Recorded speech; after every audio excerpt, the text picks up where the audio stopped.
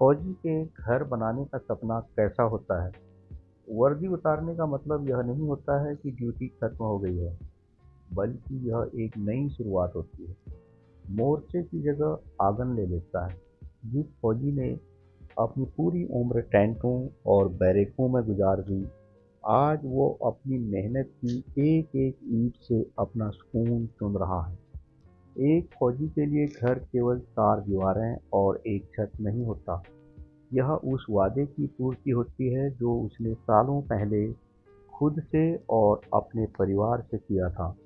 जब वह सियाचिन की बर्फीली चोटियों में तैनात था या जैसलमेर की तपती रेत में गश्त लगा रहा था, तब उसकी आंखों में एक धुंधली सी तस्वीर चमकती थी। एक छोटा सा घर, जहां सुबह शुरुआत युगल से नहीं, बल्कि अपनों की खिलखिलाहट से हो। रिटायरमेंट के बाद जब एक फौजी अपने सपनों का घर बनाना शुरू करता है, तो वह ईंटों में अपनी सर्विस की कहानियां पिरोता है। घर के बाहर लगी नेम प्लेट पर जब उसके नाम के आगे रिटायर्ड जुड़ता है, तो उसमें उदासी नहीं, बल्कि सम्मान की चमक होती है। घर चाहे कितना भी आधुनिक हो, एक फौजी के घर में आपको हर चीज़ सलीके से मिलेगी। जूतों का रैक हो या कपड़ों की अलमारी, वहाँ यूनिट वाला अनुशासन साफ साफ झलकता है।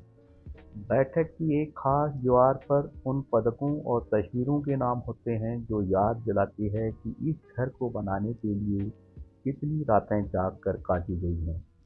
फौजी को प्रकृति से गहरा लगाव होता है।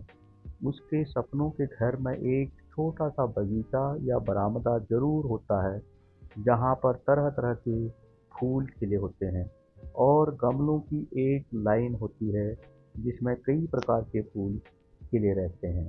सालों तक बंदूकों और बारूद के बीच रहने के बाद उसे मिट्टी की खुशबू और फूलों के खिलने में जो सुकून मिलता है, वह शब्दों से परे है। वह वहाँ बैठकर अपनी यादों की डायरी लिखता है, उन साथियों को याद करता है जो अब साथ नहीं हैं।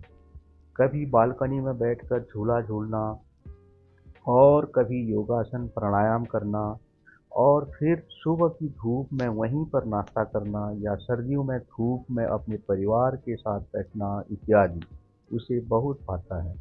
सालों से अकेले में जीवन यापन करने वाली अपनी पत्नी का साथ देना, चाहे वह कोई घर के कार्य हों या बाजार से सब्जी लाना हो या राशन लाना हो, चक्की से गेहूं पिसाने हों या छत में कपड़े डालने हों, इन सभी घर के छोटे मोटे काम में वह अपनी पत्नी का भरपूर साथ देता है।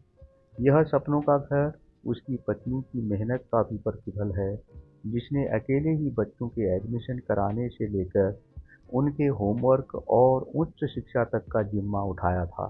फौजी की पत्नी ने घर का मोर्चा अकेला ही संभाला होता है। जब फौजी देश की रक्षा करता है, तो उसकी पत्नी निसंकोच घर की सभी जिम्मेदारियों को अकेले ही निभाती हैं और अपने फौजी पति को एक भरोसा दिलाती हैं कि आप देश की रक्षा करो, मैं अकेले घर संभाल लूंगी। जिससे फौजी पति अपने घर की चिंता अपनी पत्नी के ऊपर छोड़कर घर से विदा होता है। वह दिन भी याद आता है जब घर से विदाई होती थी, माता पिता और बीवी बच्चे सब छोड़कर ड्यूटी फर्स्ट वाली भावना को आगे रखकर ट्रेन में बैठ जाते थे। एक फौजी के लिए घर बनाने का मतलब है लगभग उसकी आधी कमाई का खर्च होना, इसलिए उसे अपने घर से बहुत प्यार होता है।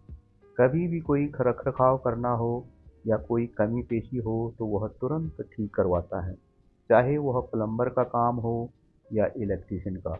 घर की साफ सफाई में हाथ बटाने से लेकर घर की छोटी मोटी मरम्मत करवाने तक का काम एक फौजी भाई बखूबी निभाता है। एक फौजी का घर उसके जीवन की अंतिम पोस्टिंग की तरह होता है। यह वह जगह है जहाँ वह अब बिना किसी डर के चैन की नींद सो सकता है। यह घर इस बात का प्रमाण है कि देश की रक्षा करने वाला अब खुद सुरक्षित महसूस कर रहा है। वर्दी तो अब बक्से में सज गई है, पर वतन की मिट्टी की महक आज भी उसके आंगन में बसी है। यदि आपको मेरी वीडियो पसंद आए तो कमेंट कर ज़रूर बताएं।